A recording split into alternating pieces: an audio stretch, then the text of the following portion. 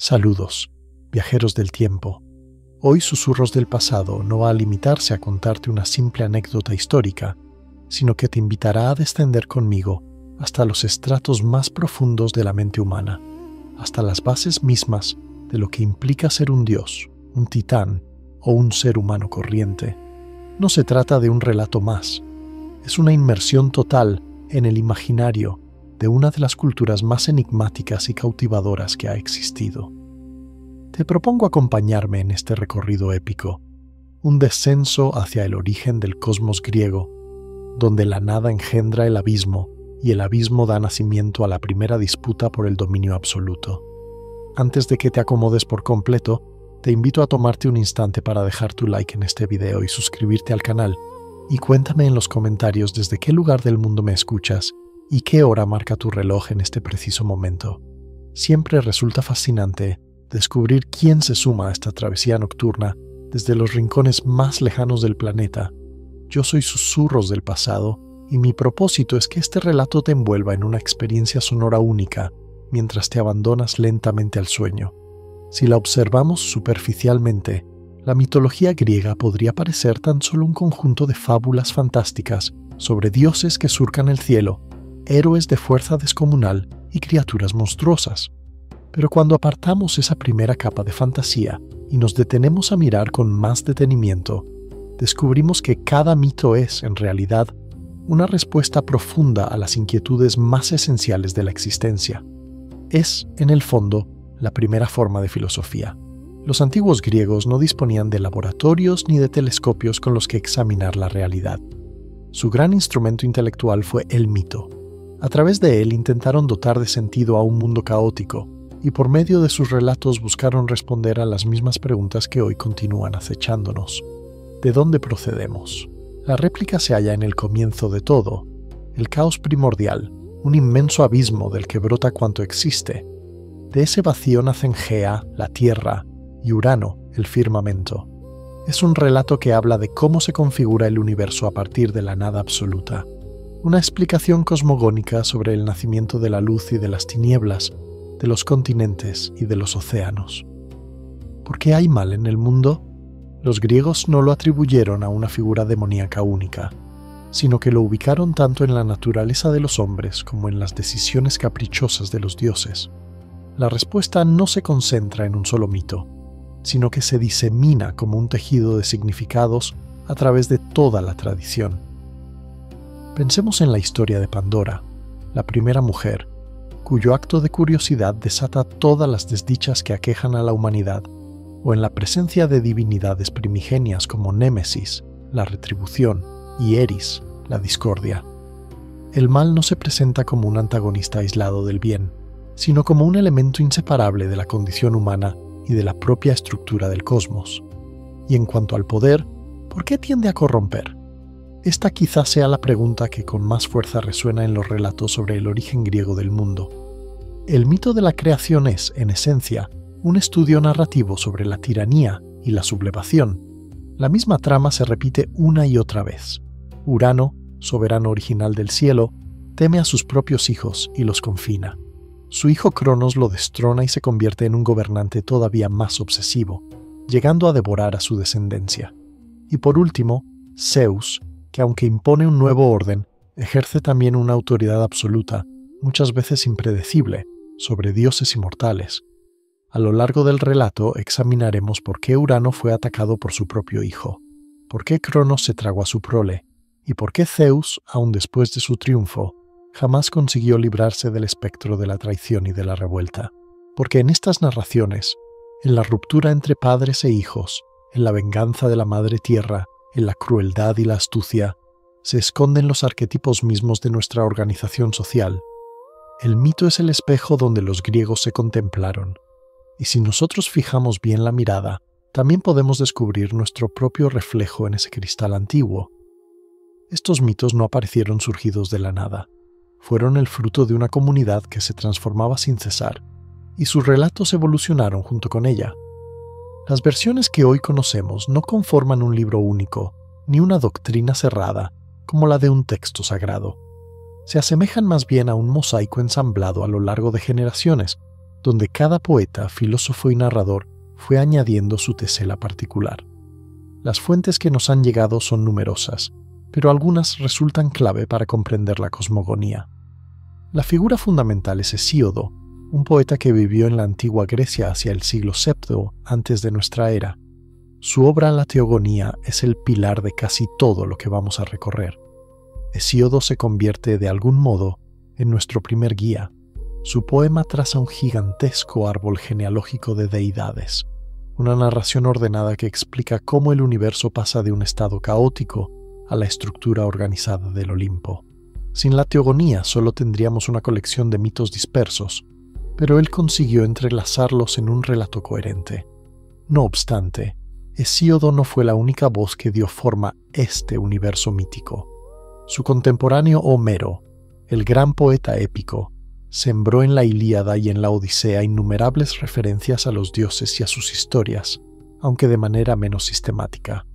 En los versos homéricos, los dioses no son ideas abstractas, sino personajes con temperamento, emociones desbordadas y vicios profundamente humanos que intervienen sin dudar en el destino de los mortales. Esto nos revela un punto esencial. La mitología no era tan solo un relato de comienzos, sino una corriente viva que impregnaba la cultura y la vida cotidiana. Más adelante, pensadores como Platón, en el siglo IV a.C., retomaron estos antiguos relatos no para repetirlos sin más, sino para reinterpretarlos. Para Platón, el mito se convertía en una herramienta de reflexión filosófica, una alegoría que le servía para indagar en nociones como la justicia, la virtud o la naturaleza del alma. Todo ello nos muestra que la mitología griega, lejos de ser un conjunto inmóvil de historias, era una conversación siempre abierta, un lenguaje simbólico que ayudaba a los griegos a comprenderse a sí mismos y a su entorno. Así, las historias de dioses y titanes que vamos a ir desplegando son fruto de un largo proceso de creación colectiva, el reflejo del pensamiento de una civilización que se edificó a sí misma a través de lo que contaba. Cuando nos aproximamos al comienzo de la mitología griega, es importante que abandonemos nuestra idea actual de lo que es el caos. Hoy usamos la palabra caos para designar un barullo total, un estado de desorden y confusión. Pero para los griegos antiguos, ese concepto era mucho más profundo y, en cierto sentido, más inquietante. En la Teogonía, Hesíodo escribe: «Primero de todo existió el caos». Y aquí radica el detalle crucial. Caos no era un desorden lleno de cosas, sino una hendedura, un hueco, una abertura inmensa. No era la presencia de lo múltiple, sino la ausencia de forma y de medida. Imagina ese caos como el espacio indeterminado que habría entre cielo y tierra antes de que estos surgieran. Era el vacío ilimitado y primordial del que, de un modo inexplicable, comenzaría a brotar todo lo demás. Hesíodo no presenta a Caos como un monstruo ni como un dios con voluntad propia, sino como ese estado original de no ser, la oquedad necesaria antes de cualquier creación. Este planteamiento difiere de forma radical de otras tradiciones cosmogónicas. En el Génesis bíblico, por ejemplo, la creación empieza con un dios que actúa sobre la nada y sobre las aguas. En otros mitos, el universo nace de la acción consciente de una divinidad o del estallido de un huevo cósmico. En cambio, en la visión griega, el cosmos no es obra de un creador todopoderoso. Todo simplemente surge a partir del caos. Es la primera condición, el requisito indispensable para que la existencia pueda adquirir forma. Esta imagen encierra una visión del mundo más sombría. La vida no es un obsequio generoso de una divinidad benevolente, sino la consecuencia de un vacío primordial que, de algún modo, se va llenando con fuerzas destinadas más tarde a enfrentarse entre sí.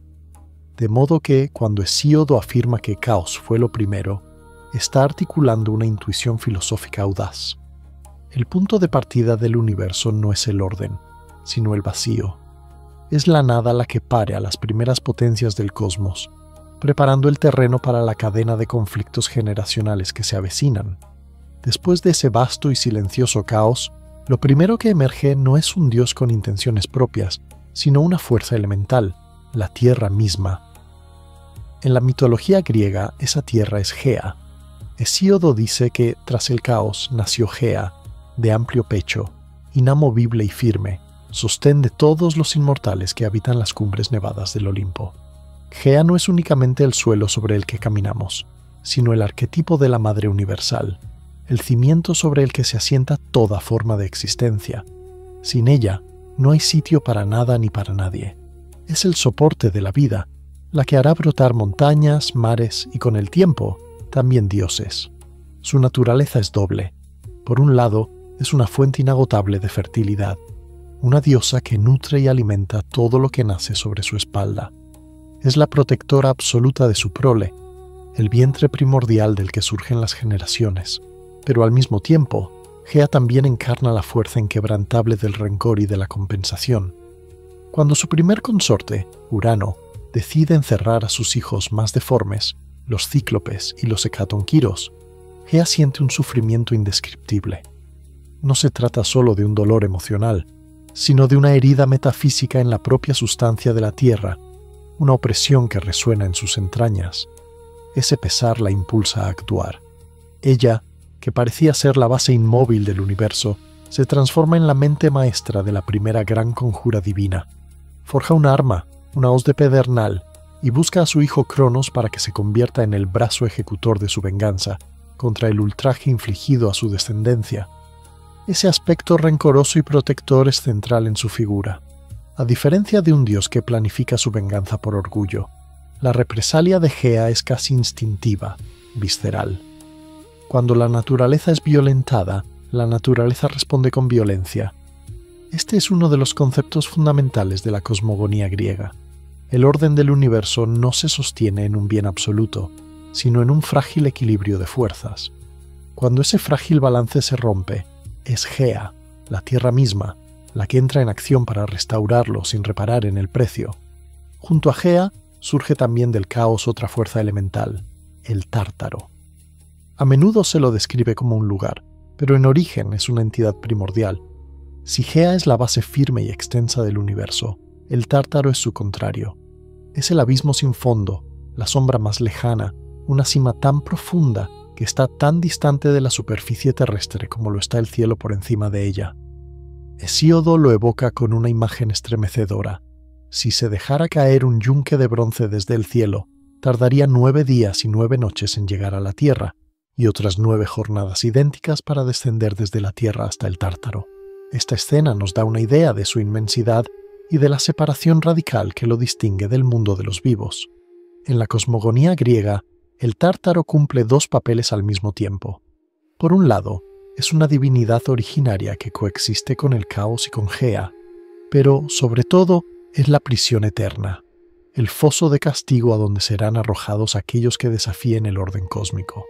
Allí terminarán confinados los más antiguos y temibles de entre los dioses. El Tártaro se convierte así en la última y más segura guarida de los derrotados. De algún modo, encarna físicamente la idea de un castigo que no se agota jamás, el destino ineludible de quienes se atreven a enfrentarse a las fuerzas fundamentales del universo. El hecho de que no sea una construcción posterior de los dioses, sino una realidad tan antigua como ellos, subraya algo esencial. Dentro de la visión griega, el castigo y la retribución son tan primitivos y estructurales como la vida misma. Tras Gea y el Tártaro aparece Eros, y nuevamente debemos desligarnos de nuestra idea moderna de amor romántico. El Eros de Hesíodo es una energía primordial, un principio generador que hace girar el universo. Su nombre significa deseo, y es precisamente este impulso el que reúne lo que estaba separado, permitiendo que la creación progrese. Es la fuerza que pone en movimiento la materia, la que une a Gea con Urano para que puedan engendrar a los titanes. Eros no es todavía el dios travieso de arco y flechas, sino un poder cósmico que impulsa a la procreación. Es la chispa que, a pesar del vacío y la oscuridad, posibilita el surgimiento de la vida, del movimiento y, sobre todo, de la descendencia. Sin Eros, el universo permanecería estático, las entidades primordiales podrían existir, pero jamás se unirían para dar a luz algo nuevo. En este sentido, es la fuerza vital que promueve la complejidad y la diversidad. Su papel es tan decisivo que, siglos después, Platón, en el Banquete, reinterpretará a Eros como un impulso filosófico que empuja el alma humana hacia la belleza y hacia el bien.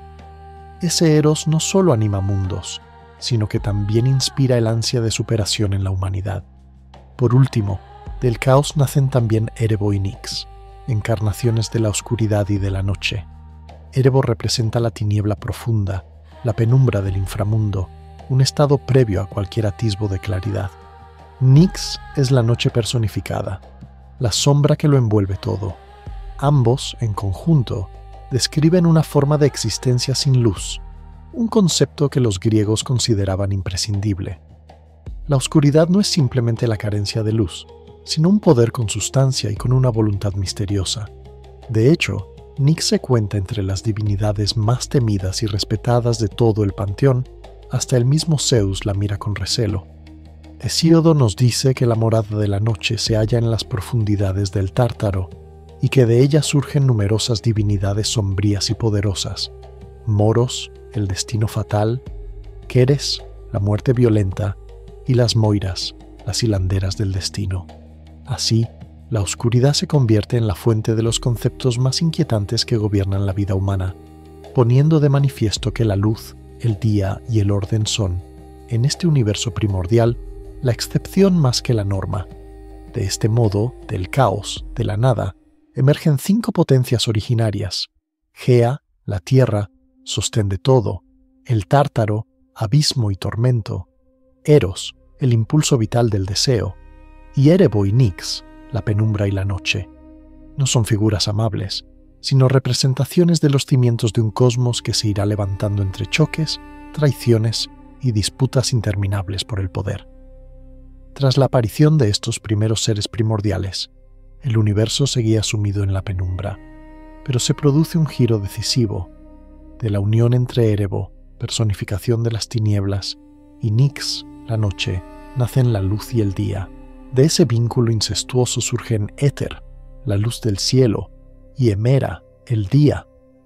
No se trata de un nacimiento cualquiera, sino de la primera victoria simbólica del orden sobre la oscuridad. Es el instante en que la claridad irrumpe por primera vez en el cosmos, estableciendo la gran separación entre la noche y el día. Este acontecimiento inaugura uno de los temas recurrentes de la mitología griega, el surgimiento de algo a partir de su contrario. La luz no procede aquí de una fuente luminosa preexistente, sino que brota de la oscuridad más profunda.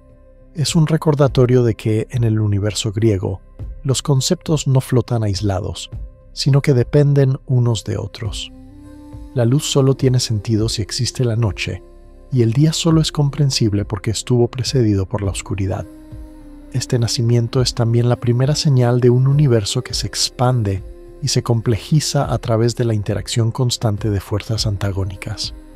Pero la capacidad generadora de Nyx no se detiene ahí. En un nuevo acto de creación solitaria, sin la participación de Erebo, la noche engendra toda una serie de deidades sombrías y temibles. Esta segunda descendencia es decisiva porque encarna algunas de las ideas más inquietantes y permanentes para el pensamiento griego. Nyx da a luz a Moros, el destino ineludible, y a Ker, diosa de la muerte violenta. También a Hypnos, el sueño, y a Thanatos, la muerte misma. La noche se convierte así en la madre de la fatalidad y de la extinción de la vida. De su vientre nacen igualmente las Moiras, las 3 parcas que tejen el destino de dioses y humanos. Sus hilos no se pueden romper, ni siquiera el propio Zeus se atreve a rebelarse contra su tejido. Esta idea es fundamental para la cosmovisión griega. La muerte y el destino no dependen de los caprichos de los dioses olímpicos, sino que son fuerzas aún más antiguas, hijas de la oscuridad. Son poderes primordiales ante los que todos, incluso el rey de los dioses, deben inclinarse. Sin embargo, no todo lo que nace de Nyx es solo fatalidad. La noche engendra también a Némesis, la venganza justa, y a Eris, la discordia. Némesis no es una simple emoción, sino la fuerza que restaura el equilibrio cuando el orgullo y la desmesura, la ibris, traspasan los límites. Es la que ajusta la balanza moral. Eris, por su parte, es la sembradora del conflicto. Su poder puede verse con claridad en el mito de la manzana de oro que lleva su nombre, la manzana de la discordia, que siglos después será el desencadenante remoto de la guerra de Troya. La noche aparece, de este modo, como la progenitora de las ideas que explican el sufrimiento, la violencia y el caos en el mundo de los hombres. Nos recuerda que estos males son tan arcaicos y esenciales como la misma luz. La creación de Nyx y de su terrible prole nos revela el profundo pesimismo latente en la cosmogonía griega. Los dioses olímpicos pueden regir el cielo, la tierra y los mares, pero ni siquiera ellos controlan el destino, la muerte o la inexorable retribución. Estas potencias, más antiguas y oscuras, existen al margen de su mandato. Esto nos enseña que los griegos concebían el cosmos como un escenario de fuerzas duales. La luz y el día pueden surgir, pero las sombras, la muerte y el destino son inevitables y forman parte del tejido mismo del universo desde su albor. Si has llegado conmigo hasta este punto del relato, confío en que ya estés suscrito al canal. Yo, Susurros del Pasado, sueño con una gran comunidad de almas nocturnas que aman tanto la oscuridad tranquila como el conocimiento. Miles de personas esparcidas por el mundo, enlazadas por ese deseo íntimo de entender más para comprenderse mejor a sí mismas y así alcanzar una vida más plena. Lo repito siempre, conocer la historia es imprescindible para no reincidir en los errores del ayer. Por eso te pido que te tomes unos instantes para suscribirte, si aún no lo has hecho, y para compartir este contenido con ese amigo o amiga apasionado por el saber. Y si de tu generoso espíritu nace el impulso de dejar un súper gracias a este humilde narrador, será recibido con gratitud. De todos modos, mi agradecimiento ya es infinito por el simple hecho de que estemos compartiendo juntos este momento en la noche. Ahora sí, continuemos el viaje. Tras el despertar de las potencias primordiales y la irrupción de la luz, el universo seguía siendo como un lienzo casi en blanco. Pero ese espacio todavía indefinido está a punto de llenarse con un acto colosal de creación, sorprendentemente sin un creador externo. Gea, la Tierra, fatigada de una soledad que lo abarca todo, decide engendrar por sí misma dos de las fuerzas más determinantes del cosmos. En un gesto de procreación solitaria, da a luz a su propio consorte Urano, el cielo estrellado, de tamaño igual al suyo para que pueda cubrirla entera, y a Ponto, el mar primordial. La primera de estas nuevas fuerzas es Urano, y el mito de su nacimiento es extremadamente simbólico. La Tierra da a luz al cielo. Este acontecimiento marca el fin del vacío absoluto. El cielo, cuajado de estrellas y desbordante de amplitud, se extiende sobre Gea como un techo protector. Es el primer gran gesto de ordenación del cosmos. La grieta del caos, esa abertura inicial, se ve sellada por la unión íntima de cielo y tierra. La segunda fuerza que Gea genera sin ayuda es Ponto, el mar primordial. Pero ese Ponto no es el océano con costas y olas que imaginamos hoy, sino una masa de agua originaria, una entidad elemental que delimita también fronteras. Es la línea que separa nuestro mundo de la región de los muertos. Su presencia establece los bordes del universo conocido. El mar, al igual que Urano, es proyección del poder y de la inmensidad de Gea. Ponto y Urano se convierten en los primeros compañeros de Gea. Esta doble maternidad establece las tres grandes esferas de la realidad: cielo, tierra y mar. Mucho más adelante, tras la derrota de los titanes, estas regiones serán repartidas entre los tres hermanos olímpicos. El nacimiento de Urano es un punto de inflexión. Al extenderse sobre Gea, se convierte en el primer soberano del universo, el primer rey cósmico. Pero su monarquía nace manchada por la opresión. Urano no solo cubre a la Tierra, la aplasta. Su vastedad y sus estrellas se transforman en una losa que inmoviliza a Gea y la mantiene cautiva. La Gran Madre, el útero que dio origen al universo, queda prisionera de su propia creación. Bajo el dominio de Urano se instaura además el primer ciclo de miedo y traición. Al contemplar a su descendencia, los cíclopes y los hecatónquiros, criaturas de una fuerza desmesurada, Urano no siente orgullo, sino terror. En lugar de celebrar el nacimiento de sus hijos, les teme. Impulsado por ese miedo, toma la primera decisión verdaderamente tiránica de la historia del cosmos. Encierra a su propia progenie en el Tártaro, el abismo primordial en las entrañas mismas de Gea. Este acto de crueldad extrema va más allá del castigo. Es un intento de manipular el porvenir y asegurar su trono por la fuerza. Aquí se revela una clave para comprender toda la cosmogonía griega. El orden del universo no se origina en la bondad, sino en la tiranía. El reino de Urano puede considerarse la primera edad de oro, pero es una edad corroída por el miedo. En esa opresión se planta la semilla inevitable de la rebelión. De este modo, la historia de la creación griega no es la de un dios generoso que ordena el mundo con sabiduría, sino la de fuerzas salvajes que chocan entre sí por el mando. Urano, al igual que muchos soberanos posteriores, demuestra que el poder sin juicio lleva a la opresión, y que la opresión, tarde o temprano, engendra la revuelta. Con el nacimiento del cielo y del mar, el universo griego está casi completo. Las grandes fuerzas ya están sobre el tablero. La oscuridad, la tierra, el abismo y la luz coexisten. Pero la tensión es creciente. La siguiente etapa será la aparición de los titanes, los hijos de Urano y Gea, y con ellos estallará la primera gran contienda por el poder.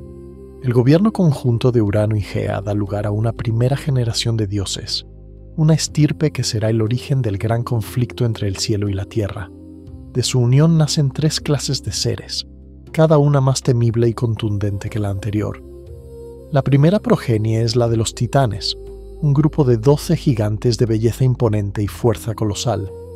Conocemos sobre todo a Cronos y a su compañera Rea, pero a su lado existieron otros 10 titanes, 6 varones y 6 titánides, cuyos ámbitos eran fundamentales para la estructura del mundo.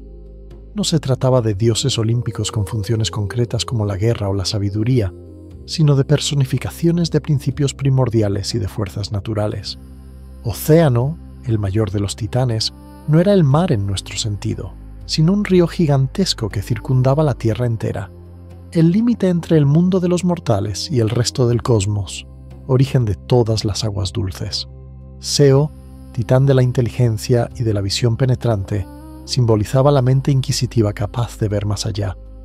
Crío, uno de los más discretos cuyo nombre significa carnero, se relacionaba con las constelaciones, especialmente con Aries, y representaba la autoridad y el mando. Jápeto, quizá el más cercano a nosotros, era considerado el antepasado de la humanidad. De él descienden 3 figuras esenciales para el mito de los hombres: Prometeo, que robará el fuego divino; Epimeteo, futuro esposo de Pandora; y Atlas, que cargará para siempre con el peso del cielo. Hiperión, titán de la luz, cuyo nombre puede traducirse como el que está por encima, era el padre del sol, de la luna y de la aurora. En su tiempo, la luz no era un fenómeno físico, sino una entidad divina. Cronos, el más joven de todos, cuyo nombre se asocia con el tiempo, es clave en la trama. Dios calculador, frío y ambicioso, estaba destinado a convertirse en el más influyente entre los titanes. Entre las titánides, Febe encarnaba la profecía y el brillo. Su nombre alude a lo luminoso y a lo oracular, y fue la primera dueña del santuario de Delfos, centro espiritual del mundo griego. Mnemósine, diosa de la memoria, custodiaba todo el saber del universo y era madre de las 9 musas, inspiradoras de las artes y del conocimiento. Rea, contraparte de Cronos, cuyo nombre evoca el fluir, simboliza la fertilidad y la fuerza de la tierra, y será la madre de los dioses olímpicos, jugando un papel decisivo en la caída de su esposo y en el ascenso de Zeus. Temis, que personifica la justicia y la ley cósmica, no se ocupa de la venganza sino del equilibrio y la equidad que rigen a dioses y humanos por igual. Tetis, relacionada con las aguas dulces, es la madre de ríos, manantiales y fuentes, en contraste con Océano, río inmenso y abstracto. Tea, cuyo nombre remite a diosa o divina, se asocia con la vista y con el esplendor del oro y la plata. Estos 12 titanes conforman la primera corte regia, la jerarquía que antecede al panteón olímpico. Pero el universo nacido de Urano y Gea no se agota en ellos. De esta misma unión aparecen otros seres mucho más intimidantes. Los siguientes en ver la luz son los cíclopes, gigantes de un solo ojo y de una fuerza incomparable. Por último nacerán los hecatonquiros, los de 100 manos, tan desproporcionados en su poder que su misma existencia hace temblar a su padre. Después de esta primera camada de titanes, la descendencia de Urano y Gea se vuelve cada vez más monstruosa, reflejando la creciente tensión entre el cielo y la tierra. Los cíclopes, sus nuevos hijos, no representan conceptos abstractos como sus hermanos, sino la fuerza desnuda y la destreza técnica. Su nombre, que significa ojo redondo, alude al rasgo que los define, un único ojo en medio de la frente. Según Hesíodo, existen 3 cíclopes primordiales: Brontes, trueno; Estéropes, relámpago; y Arges, resplandor. Sus nombres no son casuales. Cada uno condensa un aspecto del poder celeste que, en manos de los dioses, se convertirá en arma de destrucción. Pese a su brutalidad, los cíclopes son artesanos sin rival, los grandes herreros divinos. No solo trabajan el metal, sino que forjan con el propio poder del cielo. Su talento será crucial más adelante, cuando creen las armas definitivas de los dioses olímpicos. Sin embargo, el destino los golpea con dureza. Urano los mira con pavor. La combinación de su fuerza incomparable y su dominio sobre el fuego celeste supone una amenaza tangible a su autoridad. Movido por el miedo a ser derrocado por sus propios hijos, un tema que se repetirá una y otra vez, Urano decide actuar con total brutalidad. Los arroja al Tártaro, a las entrañas profundas de Gea. El encarcelamiento de los cíclopes no es meramente un castigo. Es una forma de represión despiadada, un intento de amputar anticipadamente cualquier futura rebelión. Pero este acto de tiranía rompe el último freno de Gea y desencadena la cadena de sucesos que culminará en la caída de Urano. Para completar la lista de la terrible prole de Urano y Gea, los últimos en nacer son los hecatónquiros. Su nombre, los de 100 manos, ya señala su aspecto aterrador. Son 3 gigantes: Coto, Priareo y Giges. Cada uno de ellos posee 50 cabezas y 100 brazos descomunales. Su existencia misma evidencia el inmenso poder creador de Gea, pero para Urano son la encarnación más clara del desorden que teme. Si la presencia de los cíclopes ya le inspiraba horror, los hecatónquiros representan su pesadilla más profunda. Se dice de ellos que su fuerza es tal que pueden desplazar montañas y hacer temblar la tierra con su sola marcha. Preso del pánico a ser destronado, Urano repite el patrón. Los arroja al Tártaro, la cima más oscura, y allí los encierra. En esta ocasión, el encierro de los hecatónquiros tiene además un objetivo práctico. Su fuerza desmesurada los convierte en guardianes perfectos. Urano sabe que, una vez encarcelados, ninguna otra fuerza del universo será capaz de romper sus cadenas, y su sola presencia en el Tártaro garantizará que ningún prisionero escape jamás. La opresión de Urano alcanza su clímax cuando los hecatónquiros también son confinados. Con sus hijos más poderosos, cíclopes y gigantes de 100 manos, aprisionados en las honduras del cuerpo de Gea, el Rey del Cielo se siente invulnerable.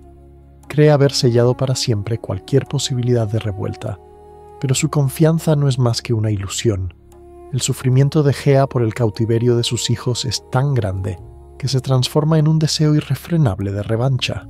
Ese deseo será el motor de la primera gran guerra del universo griego. Con toda la prole de Urano y Gea ya nacida, el universo está a punto de estallar. Urano, el primer monarca, se sienta en su trono celestial, pero su poder no le brinda serenidad, sino desasosiego. Su reinado no se sostiene en la justicia, sino en el terror a ser sustituido. Ese temor lo corroe y lo convierte en tirano. Su miedo, además, se ve reforzado por una profecía pronunciada por su propia madre, Gea, quien le advirtió que uno de sus hijos acabaría derrocándolo. Esta es una de las primeras profecías del mito griego y nos recuerda que el destino para los helenos es una fuerza que se sitúa por encima de la voluntad de los dioses mismos.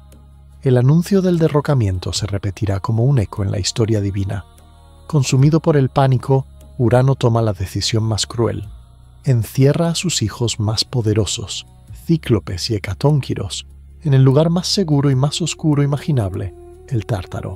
Lo más escalofriante de esta medida es que ese abismo se encuentra incrustado en el cuerpo de su esposa y madre, Gea. Con ello, no solo condena a sus hijos, sino que hiere a la propia tierra, provocando en ella un dolor físico y espiritual que la recorre entera. Este acto se puede leer como un gran símbolo de represión.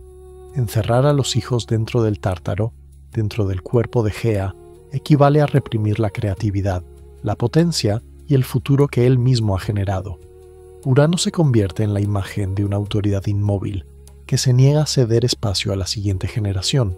Su tiranía refleja la de todos aquellos gobiernos que, por miedo a perder el control, sofocan a quienes están destinados a sucederlos.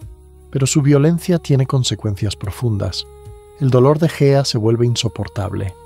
Ella, fundamento de toda existencia, se ha transformado en una tumba viviente para su propia descendencia. Su pena y su ira serán el motor que impulse la primera gran insurrección divina. El intento de Urano por huir de su destino no le otorga seguridad, sino que siembra la causa de su propia caída.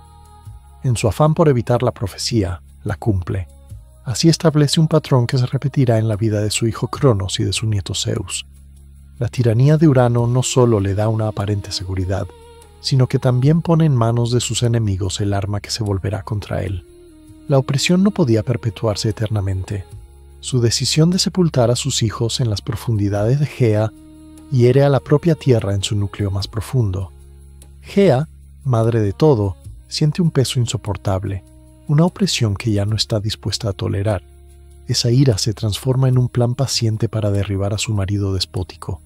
Gea reúne a sus hijos titanes en lo más hondo de su ser, en un punto donde Urano no pueda oírlos.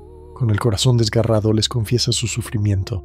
Les explica cómo la carga de sus hermanos encarcelados, los cíclopes y los hecatonquiros, resulta insoportable dentro de su cuerpo. Les propone una oportunidad: vengarse del padre que tanto los oprime y al mismo tiempo poner fin a su tortura. Los titanes, aunque poderosos, se acobardan. El temor al Rey del Cielo les paraliza. Ninguno desea enfrentarse a él, salvo el más joven y astuto de todos, Cronos. En la ambición de Cronos, Gea encuentra la herramienta que buscaba. Él ve en la propuesta de su madre no solo una venganza justa, sino la ocasión perfecta para convertirse en el nuevo señor del universo. Acepta la misión y, al hacerlo, sella el primer gran pacto de traición en la historia del cosmos. La alianza entre la madre herida y el hijo ambicioso queda así sellada.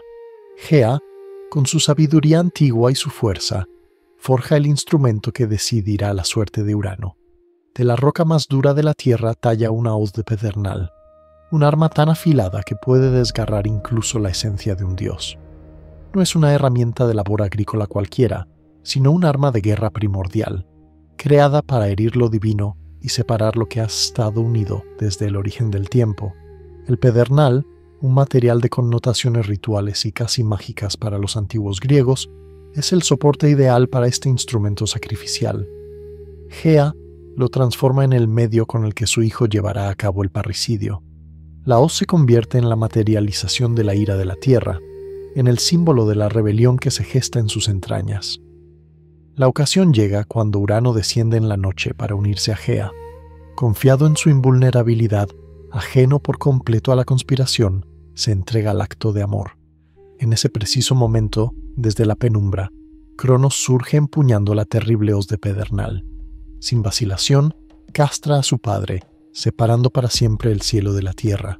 Este acto brutal es uno de los más cargados de significado en toda la mitología griega. La sangre que fluye de Urano no se pierde en el vacío. Al caer sobre Gea, da lugar a nuevas divinidades, demostrando que incluso la violencia y la herida pueden ser fuente de vida nueva. De esa sangre derramada sobre la tierra nacen las Erinias, diosas de la venganza, que persiguen incansables a parricidas y a quienes traicionan juramentos sagrados. Ellas son recordatorio perpetuo de que ninguna falta, sobre todo la cometida contra la propia sangre, queda sin respuesta. De la misma sangre brotan también las Melíades, ninfas de los fresnos, árboles de cuya madera se forjarán lanzas y armas para guerreros humanos. La violencia entre los dioses se inscribe, así, en el destino de los hombres. El nacimiento más sorprendente, sin embargo, acontece cuando los genitales de Urano caen al mar. De la espuma que se forma a su alrededor surge Afrodita, diosa del amor y de la belleza. Su origen, mezcla de mutilación, sangre y mar, explica la naturaleza ambivalente de esta diosa. Afrodita encarna el amor y el atractivo, pero su llegada al mundo está teñida de un acto brutal. Su hermosura está ligada para siempre a una de las escenas más crueles de la cosmogonía, subrayando que tanto el amor como la belleza pueden emerger del caos y de la violencia. El golpe de Cronos no solo le otorga el poder, sino que consagra la separación definitiva entre cielo y tierra. La opresión de Urano llega a su fin, pero el ciclo de violencia no concluye con él. Cronos, el libertador, se ha transformado en asesino. Con su triunfo, el patrón de tiranía y rebelión queda firmemente establecido. El nuevo rey, igual que su padre, quedará marcado por el miedo que lo llevó a ejecutarlo. La sangrienta castración de Urano no solo pone término a su mandato, sino que es la semilla de una nueva generación de potencias. De la sangre y el dolor del antiguo rey nacen dos fuerzas primordiales que definirán el porvenir del cosmos, la venganza y la belleza. Cuando Cronos cercena a Urano, los restos del dios caen al vasto océano. De la espuma blanquecina que se forma, brota Afrodita. Este nacimiento, que a primera vista parece sereno y poético, esconde un origen cargado de brutalidad y traición. Afrodita no nace de la unión amorosa de dos dioses, sino del resultado de una mutilación. Su aparición en las aguas cercanas a Citera o a las costas de Chipre, a partir de una espuma antinatural, nacida del crimen, es clave para comprender su doble rostro. Por un lado, encarna el amor y la belleza, fuerza que junta a los seres y posibilita la procreación. Es la Afrodita Urania, el amor elevado y espiritual que filósofos como Platón idealizarán. Pero, por otro, es también Afrodita Pandemos, la Afrodita del pueblo, vinculada al deseo carnal, a la pasión irrefrenable que puede conducir a la locura, a la traición y a la guerra. Su origen turbulento explica por qué su influjo no es solo creador, sino también destructivo. El amor que inspiran sus dardos puede ser fuente de alegría y plenitud, pero también de conflicto y ruina, como quedará de manifiesto más tarde en la guerra de Troya, desatada en gran parte por su intervención. Mientras el mar da a luz a la belleza, la sangre que chorrea sobre la tierra engendra a las erinias. Las furias, para los romanos, tres figuras: Alecto, la implacable; Megera, la envidiosa; y Tisífone, la vengadora del asesinato. No son diosas benévolas, sino la personificación de la venganza y de la conciencia moral. Nacidas del parricidio de Cronos, quedan ligadas a la tierra y tienen la misión de castigar los crímenes más graves contra la familia y la comunidad, como el asesinato de un pariente o la violación de un juramento. Su tarea es perseguir al culpable sin permitirle paz ni reposo, llevándolo a la culpa, a la locura y finalmente a la destrucción. Su furia es incontenible y su sola presencia demuestra que en el universo griego el orden se sostiene en una lógica de retribución, ojo por ojo. El nacimiento de las erinias nos recuerda que, en esta visión del mundo, los delitos contra la sangre exigen una respuesta sagrada. Los dioses olímpicos pueden perdonar y cambiar de opinión, pero las erinias no ofrecen clemencia. Su existencia asegura que, incluso si los dioses o los hombres esquivan la justicia humana, la venganza tarde o temprano hará acto de presencia. Con Urano expulsado y mutilado, Cronos asciende al trono del universo. Su primer gesto como nuevo rey es liberar a sus hermanos titanes, a quienes su padre había mantenido aprisionados. De este modo se gana la lealtad y el respeto de la primera generación de dioses. Junto a su hermana y esposa, Rea, inaugura lo que luego se conocerá como la Edad de Oro. No es simplemente una época de abundancia material, sino un tiempo de aparente armonía. En la visión mítica, se describe como una era en la que la humanidad vivía en equilibrio con la naturaleza. No había guerras, ni enfermedades, ni actos criminales. La tierra ofrecía sus frutos de forma espontánea, sin que los hombres tuvieran que esforzarse en labrarla. La vida humana se extendía durante largas edades, y cuando por fin llegaba la muerte, lo hacía suave, como un dulce adormecimiento, sin dolor. A simple vista, el reinado de Cronos parece la negación de la tiranía de Urano. El ciclo de opresión pareciera haberse detenido, pero esta calma es engañosa. Debajo de la paz, algo se agrieta. Por más que haya derrotado a su padre y liberado a sus hermanos, Cronos no logra escapar de la maldición de su estirpe. La misma profecía que torturó a Urano ahora se cierne sobre él. Será destronado por uno de sus propios hijos. Este anuncio abre una de las grandes cuestiones de la mitología griega: el poder del destino. Para los griegos, el destino no es una idea abstracta, sino una fuerza real e irreversible, incluso más poderosa que los dioses que gobiernan el mundo. Zeus podrá dominar el cielo, la tierra y el mar, pero no podrá deshacer lo que ya ha sido hilado por las Moiras. Cronos, sabiendo que su futuro está marcado, se deja corromper por ese miedo. En lugar de afrontarlo y tratar de romper el ciclo de violencia, cae en la misma paranoia que su padre. Su temor al futuro lo encierra en un presente de vigilancia constante, buscando una solución desesperada que lo aparte de la profecía. Tanto él como Urano nos muestran cómo la obsesión por controlar el porvenir conduce, irónicamente, a cumplirlo. En su intento de burlar el destino, ambos lo hacen inevitable. Cada vez que Rea, su esposa, amamanta un nuevo hijo, Cronos siente un terror incontrolable. Ese pánico lo lleva a consumar uno de los actos más horrendos y simbólicos de toda la tradición mítica. Decide tragarse a sus propios hijos nada más nacer. El rey de los titanes, que había liberado a los suyos del encierro de Urano, se transforma en un devorador de su propia sangre. Consumido por el miedo, Cronos termina convertido en aquello que su padre temía. Para evitar que se cumpla la profecía, ve como única salida engullir a cada uno de los hijos que Rea da a luz. Este gesto va más allá del canibalismo. Es una imagen devastadora del tiempo y del poder. Cada hijo que Cronos engulle representa una amenaza potencial, una porción de futuro que trata de neutralizar. La primera en desaparecer en su interior es Hestia, diosa del hogar y del fuego que nunca se extingue. Después Deméter, diosa de las cosechas, cuyo culto está ligado a la fertilidad de la tierra. A continuación, Cronos traga a Hera, la futura reina del Olimpo. Luego llegan los varones, Hades, que habría de reinar sobre los muertos, y Poseidón, llamado a dominar los mares. Estos 5 futuros olímpicos quedan atrapados en las entrañas de su propio padre. El acto de Cronos es una alegoría poderosa, el tiempo devorando todo cuanto engendra. El nombre de Cronos, asociado etimológicamente al tiempo, nos ayuda a comprender que no solo está comiendo a sus hijos, sino engullendo su propio porvenir. Cada hijo devorado equivale a un intento de congelar el devenir, de detener el curso de los hechos. Es el tiempo en su faceta más cruel, consumiendo sus propias criaturas para impedir su final. Vemos así cómo la represión de Urano se transforma en el canibalismo de Cronos. El miedo del hijo lo lleva más lejos que los encierros del padre. Urano solo aprisionó a sus hijos monstruosos. Cronos, cegado por el pánico, devora a todos sus descendientes, sin importar su aspecto o sus cualidades. Su temor a perder el trono le arrebata la razón. No alcanza a ver que ese mismo acto contribuye a sellar el final que tanto quiere evitar. Los griegos veían en el tiempo una fuerza devoradora que consume a las generaciones y a las culturas. Cronos, al tragarse a sus hijos, no hace otra cosa que representar en clave mítica ese proceso inevitable.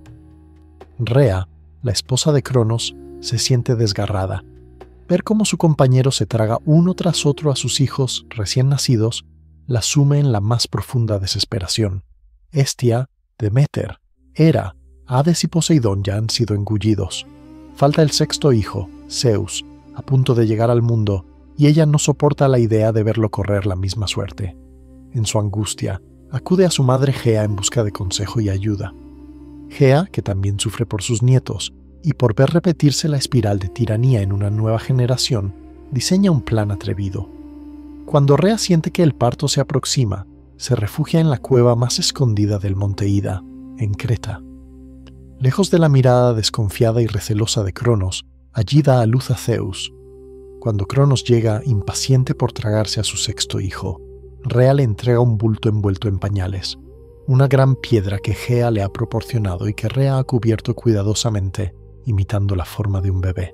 Sin dudarlo, Cronos se traga la roca, convencido de haber eliminado una vez más la amenaza. El engaño tiene éxito. El rey de los titanes ha sido superado por la astucia combinada de su esposa y su madre. El hijo destinado a destronarlo está a salvo. Zeus es criado en secreto en la isla de Creta. Ese crecimiento oculto implica toda una red de protección. El recién nacido es amamantado por la cabra Maltea, una ninfa de las montañas que le ofrece su leche. Un grupo de seres armados, los coribantes o curetes, se encarga de ocultar sus llantos golpeando sus escudos y lanzas, produciendo un estruendo continuo para que ningún rumor llegue a oídos de Cronos. Este episodio tiene una fuerte carga simbólica. El futuro rey de los dioses no crece rodeado de lujos ni de poder, sino oculto en una cueva humilde. Es alimentado por una cabra, animal sencillo, y su infancia transcurre protegida por el sonido y la oscuridad. Este contraste es notable frente a la opresión de su padre y la brutalidad de su abuelo. La historia de Zeus es la de una esperanza escondida que madura en silencio. La salvación del futuro universo no se inicia con un combate directo, sino con un acto discreto de ingenio y con la ayuda de fuerzas marginales, fuera del control del tirano. El porvenir de dioses y hombres queda atado a ese pequeño que crece en secreto bajo la montaña. Con Zeus a salvo, la pregunta ya no es si habrá una guerra, sino cuándo estallará. Cuando alcanza la edad adulta en Creta, ya no es un niño indefenso, sino un dios fuerte y astuto, preparado para encarar al déspota Cronos. Su ascenso al poder no comienza con un simple choque de fuerza bruta, sino con una estrategia cuidadosamente diseñada. La primera pieza de su plan es la diosa Metis, personificación de la prudencia y la sabiduría, que lo asesorará en cómo liberar a sus hermanos devorados. Con su ayuda, Zeus idea una estratagema. Se disfraza de copero de Cronos y le ofrece una bebida mezclada con un poderoso emético. El titán, confiado, bebe sin sospechar la traición. El efecto es inmediato. Cronos empieza a vomitar a sus hijos uno tras otro en el orden inverso al de la ingestión. Primero emerge Poseidón, luego Hades, después Hera, más tarde Deméter y por último Hestia. Todos han sobrevivido en el interior del Padre. Con el Olimpo ya organizado y los dioses instalados en sus tronos, el universo quedaba preparado para recibir a su criatura más compleja, el ser humano. En la mitología griega, la creación del hombre no es obra de un solo dios omnipotente, sino el resultado del trabajo de un titán compasivo, Prometeo. Su nombre, que significa el que piensa antes, lo define a la perfección. Fue él quien, junto a su hermano Epimeteo, el que piensa después, recibió la tarea de poblar la tierra con criaturas vivas. Mientras Epimeteo se ocupaba de repartir capacidades y ventajas a los animales, fuerza al león, velocidad al ciervo, alas a las aves, colmillos, garras, caparazones, se olvidó de reservar un don para el ser humano. Cuando terminó su reparto, el hombre quedó desnudo, desprotegido, sin garras, sin colmillos, sin pelaje ni alas, en un mundo dominado por bestias más preparadas para sobrevivir. Prometeo, al contemplar esta fragilidad, se negó a aceptar que la criatura destinada a ser la más consciente de todas estuviera indefensa. Con arcilla y agua, modeló al hombre a imagen de los dioses, dándole una forma erguida para que pudiera mirar al cielo y no solo al suelo. Pero aún así, el ser humano seguía siendo débil y vulnerable. Fue entonces cuando Prometeo tomó la decisión que cambiaría el destino de la humanidad y que sellaría su propio sufrimiento: robar el fuego divino. El fuego para los griegos no era un simple recurso natural. Era un símbolo del conocimiento, de la técnica, de la cultura. Era la chispa sagrada que permitía transformar la realidad. Prometeo ascendió en secreto al Olimpo y, acercándose a la fragua de Hefesto, sustrajo una brasa ardiente. Algunos mitos cuentan que la escondió en el interior de una caña hueca para transportarla sin ser descubierto. Con esa chispa regresó a la tierra y se la entregó a los hombres. A partir de ese momento, la humanidad dejó de estar desamparada. Con el fuego, los hombres pudieron calentarse, ahuyentar a las fieras, iluminar las noches y, sobre todo, cocinar sus alimentos y forjar herramientas.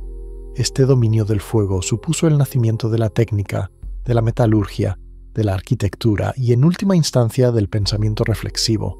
Gracias a ese regalo, los humanos empezaron a construir ciudades, templos y leyes. El fuego se convirtió en el emblema del intelecto humano, en la frontera entre la animalidad y la civilización. El acto de Prometeo es una rebelión directa contra la voluntad de Zeus. El rey de los dioses consideraba que los mortales debían permanecer débiles y dependientes. Ver a un titán aliarse con los hombres y otorgarles un poder tan grande como el fuego fue para él una afrenta intolerable. Su reacción fue de cólera desmedida. El castigo, sin embargo, no se limitó a Prometeo. también se extendería a la humanidad que había aceptado ese don prohibido. La venganza de Zeus sería doble, una tortura eterna para el titán y un regalo engañoso para los hombres. El suplicio de Prometeo es uno de los más terribles y conmovedores de toda la mitología. Zeus lo encadena a una roca en las montañas del Cáucaso, atándolo con cadenas irrompibles. Cada día, un águila, símbolo del propio Zeus, desciende sobre él para devorarle el hígado. Durante la noche, el órgano vuelve a regenerarse por completo, y al amanecer, el ave regresa para repetir el tormento. No hay fin posible para ese dolor. Es una condena que se renueva incesantemente. Esta imagen ha llegado a convertirse en un símbolo universal del sacrificio asociado al conocimiento y a la rebeldía contra la autoridad. Prometeo se niega a arrepentirse. Prefiere sufrir antes que abandonar a la humanidad a su suerte. En algunas versiones, incluso, Zeus le ofrece la libertad a cambio de un secreto, la identidad de la mujer destinada a engendrar un hijo que podría destronarlo. Prometeo guarda silencio, fiel a su propia visión del mundo. En este sentido, se transforma en una figura heroica, un mártir del intelecto y de la libertad. El mensaje es claro: el conocimiento tiene un precio, y quien se atreve a desafiar al poder establecido paga ese precio con dolor. Pero al mismo tiempo, su resistencia es una metáfora de la dignidad humana frente a la opresión. La ira de Zeus no se detuvo ahí. Quería que la humanidad también cargara con las consecuencias del robo del fuego. Para ello, ideó un castigo mucho más sutil. Un regalo en apariencia maravilloso, pero de consecuencias terribles. Ordenó a Hefesto que modelara a partir de barro y agua a la primera mujer, una criatura de gran belleza. Los demás dioses, a su vez, contribuyeron dándole dones especiales. Atenea le enseñó a tejer y a trabajar con las manos. Afrodita la dotó de gracia y seducción. Hermes le concedió una lengua astuta y cierto don para el engaño. La llamaron Pandora, la de todos los dones. Zeus la envió como esposa a Epimeteo, a pesar de que Prometeo había advertido a su hermano que no aceptara regalos de los dioses. Epimeteo, deslumbrado por la hermosura de Pandora, olvidó la cautela y la recibió en su hogar. Junto con ella, los dioses enviaron una vasija cerrada, en la tradición moderna, una caja, con la explícita prohibición de abrirla. Pero Pandora, impulsada por la curiosidad que los propios dioses habían sembrado en su corazón, no pudo resistir. En un descuido, levantó la tapa. En ese instante, de la vasija surgieron todas las desgracias que aún hoy afligen a la humanidad. Enfermedades, dolor, vejez, fatiga, envidia, miseria, locura, vicio, traición y un sinfín de males invisibles. Estos se esparcieron por el mundo, haciéndolo irreconocible. Horrorizada por lo que había hecho, Pandora cerró apresuradamente la vasija, pero ya era tarde. Solo una cosa quedó atrapada en el fondo: la esperanza. Este mito funciona para los griegos como una explicación del origen del mal. No aparece un demonio absoluto que lo encarne, sino que el mal nace de la combinación de curiosidad, desobediencia y engaño. La figura de Pandora refleja además una desconfianza arcaica hacia lo femenino. La primera mujer es presentada como el canal por el que entran los males en el mundo. Sin embargo, el mito no es solo pesimista. La presencia de la esperanza, prisionera en el fondo de la vasija, es crucial. A pesar de que el mundo se ha llenado de dolores, queda algo que permite a los hombres seguir adelante. Esa esperanza es el único consuelo ante la certeza del sufrimiento. La relación entre dioses y hombres se define, desde entonces, como un vínculo de tensión continua. Zeus desconfía de la audacia humana, y los mortales, dotados del fuego y empujados por su curiosidad, están siempre al borde de traspasar los límites impuestos por los dioses. Esta dinámica, hecha de favores, castigos, engaños y desafíos, marcará para siempre la historia de la humanidad dentro de la mitología griega. Con el poder de Zeus afianzado, el Olimpo no permanece inmóvil, se llena de vida, de rivalidades, amores y alianzas. La primera generación de dioses, los hijos de Cronos y Rea, comparte ahora el escenario con una segunda generación, los hijos de Zeus. Esta expansión del panteón no es en absoluto pacífica. Las pasiones del Rey del Cielo desatan una cascada de historias donde se mezclan el deseo, los celos y las luchas por el favor paterno. La mayoría de los hijos de Zeus nacen de uniones con otras diosas o con mujeres mortales, y esto provoca un drama constante en el Olimpo, con Hera como principal protagonista. Los amores de Zeus no solo son un reflejo de su poder, sino también de su carácter impetuoso. Sus descendientes no son meros personajes secundarios. Cada uno encarna un aspecto del poder de Zeus y amplía el campo de acción de la mitología. De su unión con Hera nacen entre otros Ares y Hefesto, pero Zeus también genera hijos con otras diosas. Con Metis, la sabiduría, tendrá a Atenea, con Leto, a Apolo y Artemisa, con Deméter, a Perséfone, y con una larga serie de mortales, héroes semidivinos como Heracles, Perseo o Dioniso, en algunas tradiciones. Hera, consciente y resentida, descarga su ira sobre estos hijos ilegítimos, convirtiendo la vida de muchos de ellos en un continuo desafío. La rivalidad entre Atenea y Ares simboliza dos modos de entender la guerra: la inteligencia y la estrategia frente a la brutalidad y el gusto por la sangre. Apolo y Artemisa representan la dualidad entre la luz ordenada y la naturaleza salvaje. Afrodita, nacida sin intervención de Zeus, ejerce una influencia constante sobre todos, despertando pasiones que a menudo terminan en conflicto. El Olimpo se convierte en un escenario vibrante en el que cada dios refleja un rasgo humano elevado a su máxima expresión. Volvamos por un momento a algunas de estas figuras para apreciar su profundidad. Hera, ya lo vimos, es protectora del matrimonio y símbolo del estatus conyugal, pero también encarna el lado más oscuro de la vida en pareja: los celos, la humillación, el deseo de castigo. En sus persecuciones de Leto o de Heracles, podemos ver el dolor de una esposa traicionada que no tiene poder para controlar los deseos de su marido, pero sí para atormentar a quienes nacen de esas infidelidades. Hera personifica las paradojas del matrimonio, incluso entre dioses: unión y conflicto, amor y amargura. Apolo y Artemisa, por su lado, muestran dos rostros complementarios del vínculo con la naturaleza. Apolo, dios solar, asocia la luz con el orden, la medicina, la música y la razón. Artemisa, ligada a la luna, preside la caza y los espacios salvajes, defendiendo la independencia y la virginidad. Cuando convierte a Acteón en ciervo y lo deja en manos de sus propios perros, nos recuerda el peligro de traspasar límites que los mortales no deberían cruzar. Ambos gemelos juntos equilibran cultura y naturaleza, día y noche, civilización y mundo salvaje. En cuanto a Atenea y Ares, ya hemos mencionado su contraste.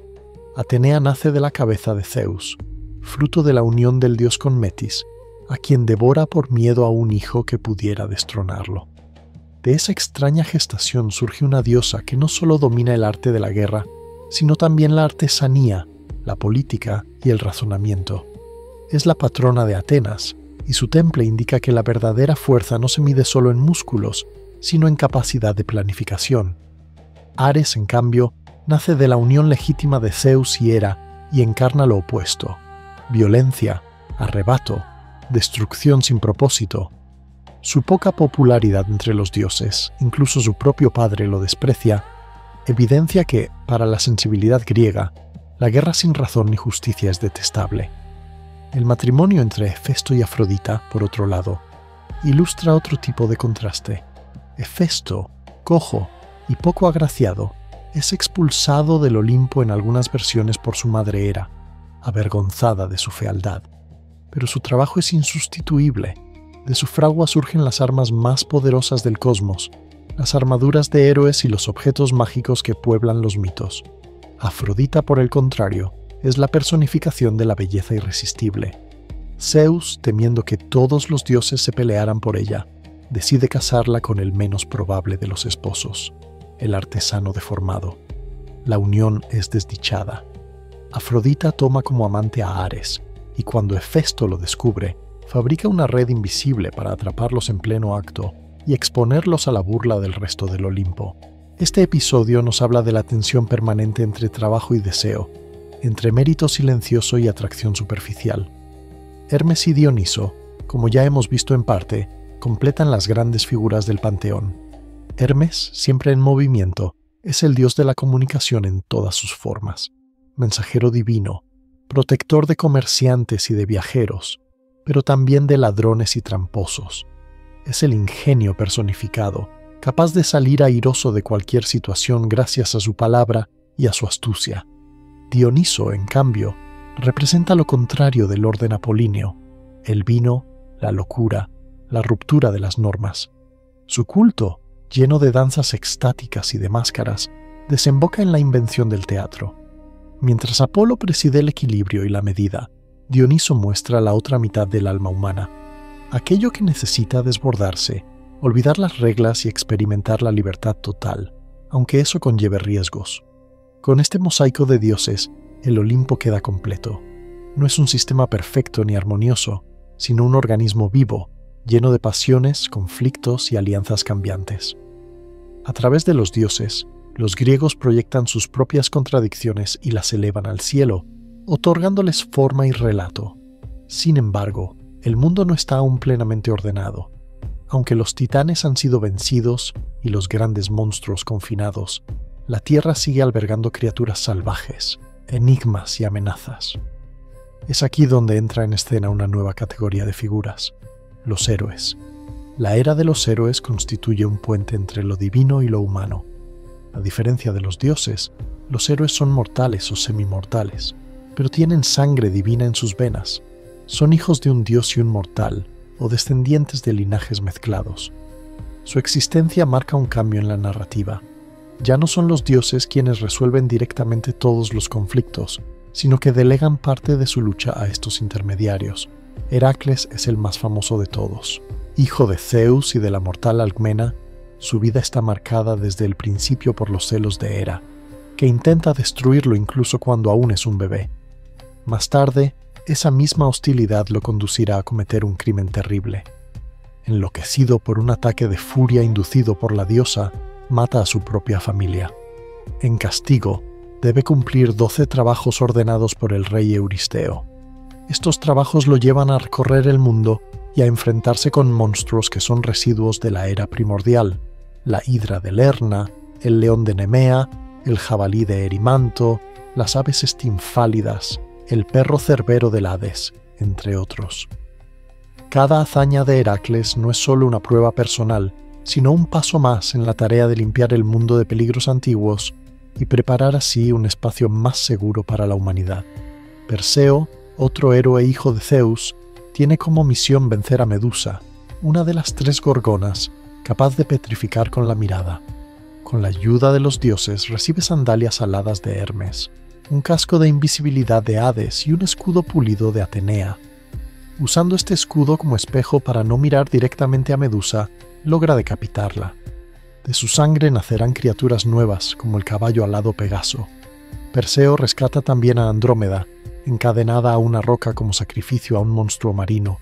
Sus proezas reflejan el esfuerzo de la humanidad por imponerse a los terrores ancestrales y por transformar el mundo salvaje en un entorno habitable. La era de los héroes representa, pues, una etapa intermedia entre la acción directa de los dioses y la vida ordinaria de los mortales. Los héroes son ejemplo de valor, pero también de sufrimiento y de tragedia. Muchos de ellos terminan sus días de forma violenta o dolorosa. A través de sus historias, los griegos exploran la grandeza y la fragilidad del ser humano, su capacidad para lograr lo imposible y, al mismo tiempo, su vulnerabilidad frente al destino y a los caprichos divinos. Mientras estas narraciones se consolidaban, la mitología se convirtió en el gran depósito de ideas del mundo griego. No solo entretenía, sino que ofrecía explicaciones simbólicas a las grandes preguntas: el origen del universo, el motivo del dolor, la razón de la guerra, el sentido del destino y de la justicia. Los filósofos heredarán este legado y lo transformarán, pero sin romper del todo con él. Platón y Aristóteles, por ejemplo, toman muchas imágenes míticas, como el caos, el orden, el destino, la justicia retributiva, y las reformulan en clave racional. El mito del caos inicial, que se convierte en cosmos gracias a la acción de fuerzas opuestas, inspirará más tarde reflexiones sobre cómo el orden puede surgir del desorden, ya no a través de dioses, sino de principios abstractos. El concepto de destino, representado por las moiras que tejen el hilo de la vida de cada ser, plantea preguntas sobre la libertad humana. Si ni siquiera Zeus puede escapar por completo de lo que está escrito, ¿Qué margen de elección tienen los hombres? La justicia, por su lado, aparece tanto en la figura de Temis como en la furia implacable de las Erinias. Los mitos insisten una y otra vez en que la ibris, la desmesura, siempre será castigada.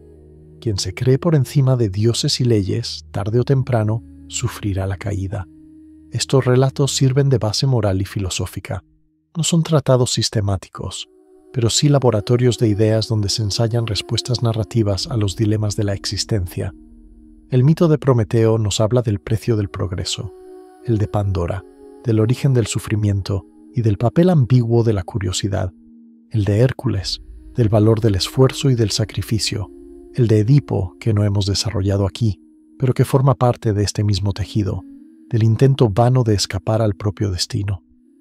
La influencia de la mitología griega se extendió mucho más allá de su tiempo. Se convirtió en la principal fuente de inspiración artística durante siglos. Arquitectura, escultura, cerámica, pintura. Todas estas artes bebieron de los mitos para representar las grandes verdades simbólicas del mundo. El Partenón, en Atenas, no es solo un edificio dedicado a Atenea, sino un manifiesto de la identidad de la ciudad. Sus frisos muestran batallas míticas como la Gigantomaquia, donde la victoria sobre los gigantes simboliza la victoria del orden, de la polis, sobre el caos de lo salvaje. Las vasijas y ánforas decoradas con escenas de Heracles, de la guerra de Troya o de las aventuras de Ulises, funcionaban como pequeñas narraciones visuales que circulaban por los hogares. Eran, a la vez, objetos cotidianos y medios de transmisión cultural. Más tarde, el mundo romano heredó y adaptó estos relatos, cambiando algunos nombres: Zeus por Júpiter, Hera por Juno, Ares por Marte, pero conservando su esencia. Durante el Renacimiento europeo, artistas como Botticelli, Miguel Ángel o Leonardo da Vinci volvieron una y otra vez a los mitos griegos para explorar el cuerpo humano, la belleza ideal y los conflictos morales. Incluso nuestro lenguaje cotidiano está impregnado de ecos de estos relatos. Palabras como caos proceden directamente del abismo primordial. Crónico viene de Cronos, el tiempo que todo lo devora. Erótico deriva de Eros, el deseo creador. El eco de la ninfa castigada por Hera resuena aún en la palabra eco. Narcisismo nos remite al joven Narciso, que murió contemplando su propia imagen. Nuestros cielos también están llenos de mitos.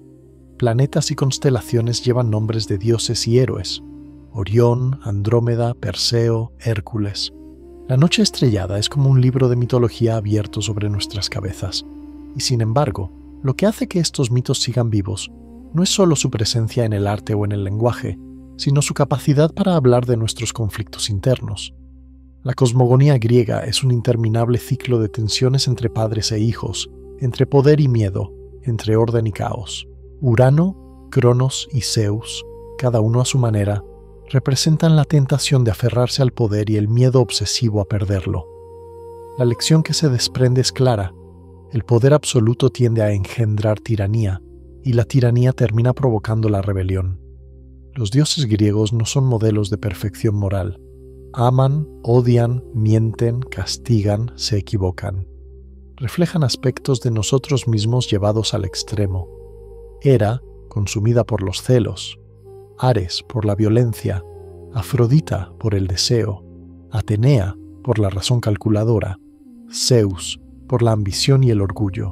En ellos podemos reconocer nuestras propias pasiones y debilidades. Los mitos son, de este modo, un espejo en el que la humanidad se mira desde hace miles de años. La creación del cosmos tampoco es presentada como una obra limpia y ordenada, sino como el resultado de una larga serie de choques y transformaciones. El caos inicial va cediendo espacio al orden, pero nunca desaparece del todo. Los monstruos derrotados son encerrados, no aniquilados. El Tártaro permanece ahí, el Etna sigue rugiendo sobre Tifón. Del mismo modo, en nuestra vida cotidiana, el orden que intentamos construir coexiste siempre con fuerzas impredecibles: crisis, pasiones, accidentes, cambios imprevistos.